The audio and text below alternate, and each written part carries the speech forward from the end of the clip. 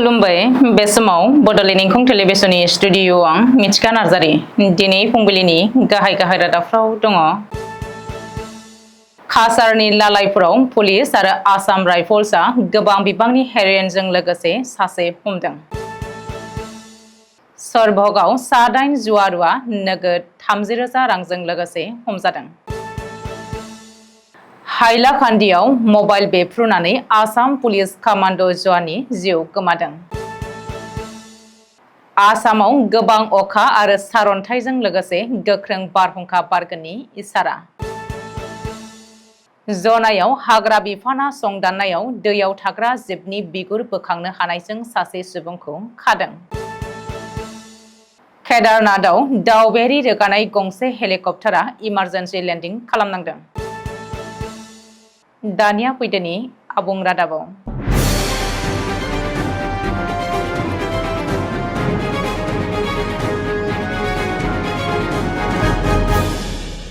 Barack सेरफांनि Cachar जिल्ला थलाई थानानि बेन्दोंआव police आरो आसाम राइफल्सआ जथायै अपारेशन खालामनानै गोबां बिबांनि हेर'इन ड्राग्सजों लोगोसे सासे ड्राग्स फालांगिरिखौ हमनो हादों।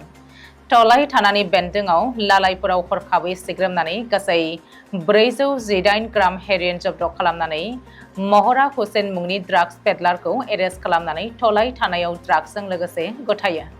हमनानै मोननाय ड्राग्सनि बेसेनखौ 3.01 कौटि रां जागोन होननानै सुलुङाव फोरमायदों।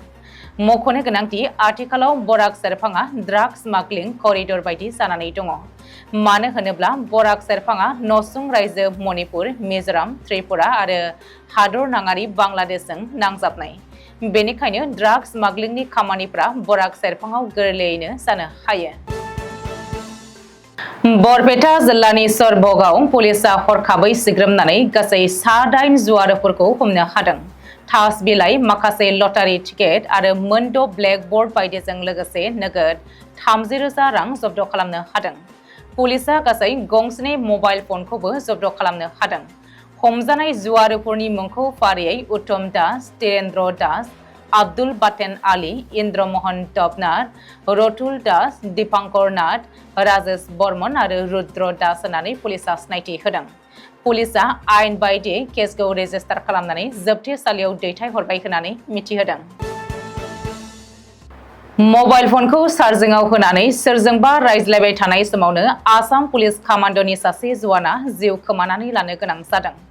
बराक सेरफांनि हाइलाकान्दियाव थानाय 2थि battalion Assam police कामान्ड'नि Amarjyoti tight मुंनि जवाना मबाइल फनखौ चार्जिंआव दोननानै रायज्लायफुनाय समावनो बेफ्रुनानै गोब्राबै जोखोम जादोंमोन।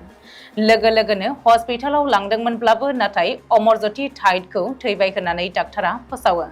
शिबसागर जिल्लानि सिङाव दिमौनि थागिबि दिबांगत पुष्पा टाइट आरो नटेर टाइटनि फिसाज्ला अमरज्योति टाइटआ बोसोरसे खावसे सिगाङावसो आसाम पुलिस कामान्ड'आव जयेन जादोंमोन। गुवाहाटी बर्जाराव थानाय IMDआ मिथिहोदों दि फैगौ 24 घन्टानि गेजेराव दुलाराय आसामावनो गोबां बिबांनि अखा हानायजों लोगोसेनो सारअन्थाइ गावनायजों लोगोसे जोबोद गोख्रोङै बारहुंखा बारनो हागौ होननानै बोथोर बिगियाना सांग्रांथि होदों। खर'सा आसाम, गेजेर आसाम आरो आफां आसामनि गोबां जिल्लाफोराव 25 मेनिफ्राय 26 मेसिमाव गोबां अखा हागोननि इंगित होदों बोथोर बिगियाना। बेनि थाखाय बयखौबो सांग्रांथि होदों बोथोर बिगियान बिफाना। मानो होनोब्ला 40 किल'मिटारनिफ्राय 50 किल'मिटार गोख्रैथिजों बारा बारगोन आरो गोबां बिफां लाइफांफोराबो बायनो हागौ होननानै फोरमायदों। मख'नो गोनांदि आथिखालाव बंग'ब लैथोनिफ्राय फैनानै सोनाब बंग'नि कलकाता आरो खोला भारतनि केरेलायाव गोबां अखा हानायजों दैबानाबो जानो हमदों।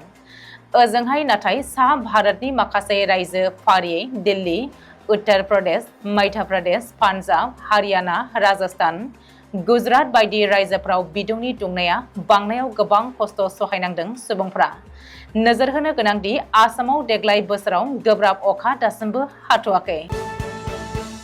जनायाव जनाय हाग्रा बिफान आरो WCCBनि जथाय संदाननायाव बृहस्पतिबार बेलासिनि बाहागोआव जनाय नेपालि बस्तियाव सासे सुबुंनिफ्राय मोनब्रै मोननो थाङै दैयाव थाग्रा जिबनि बिगुर बोखांनो हायो। मिथिनो मोननाय बायदिब्ला अरुणाचलनिफ्राय जनायाव फाननो लाबोबाय थानाय समावनो वाटार कन्ट्रल बर्डनि स्रोद सुलुंनिफ्राय खौरां मोननानै जनाय हाग्रा बिफाननि मोनसे हानजा आरो वाटार कन्ट्रोल बर्डनि हेफाजाबजों जनाय नेपाली बस्तियाव सासे सुबुंनिफ्राय बे मोननो थाङै दैयाव थाग्रा जिबनि बिगुरखौ बोखांनो हायो। बे संदाननाय समाव फाननो लाबोनाय अरुणाचल मेबनि थामा थासु मुंनि सुबुंखौ हाग्रा बिफाना खानो हायो। खाजानाय सुबुंनिफ्राय मिथिनाय बायदिब्ला बे मोननो थाङै दैयाव थाग्रा जिबनि बिगुरखौ गगामुखनि सोरबा सासे सुबुंनो फाननो थाखाय लाबोदोंमोन। मख'नो गोनांदि 1 केजि 60 ग्राम लिरथायनि मोननो थाङै दैयाव थाग्रा जिबनि बिगुरनि बेसेना मुलुगनां हाथायाव गोबांथार जागोन होननानै मिथिहोयो। उत्तराखंडनि केदारनाथआव सा-7 दावबायारिफोरखौ रोगानाय गंसे हेलिकप्टारा इन्जिनाव टेकनिकेल जेंना जानायनि जाहोनाव हरखाबै लेन्डिं खालामनांदों। शुक्रबारखालि फुंनि समाव बे जाथाया जादों। हेलिपेडआव बानो गोनां हेलिकप्टारखौ बाहोनो हायैनि गुबुन जायगायावसो हाखु-दाखुयै बाहोनांदों हेलिकप्टारखौ। अदेबानि पाइलट आरो गासैबो हान्थियारिफोरा जेबो देहायारि खहा जायाखैसै होननानै शिलंआव फोरमायदों। गासैबो दावबायारिफोरा धोरोमारि थावनि नायगिदिंनो फैनायजोब होननानै रुद्रप्रयाग जिल्लानि जिल्ला बेंगिरि सौरभ गाहरारा मिथिहोदों दि बे हेलिकप्टारा शिरसी हेलिपेडनिफ्राय केदारनाथ हेलिपेडसिम थांदोंमोन। दिनै फुंबिलिनि रादाबा एसेनोसै। गोजोन्थों।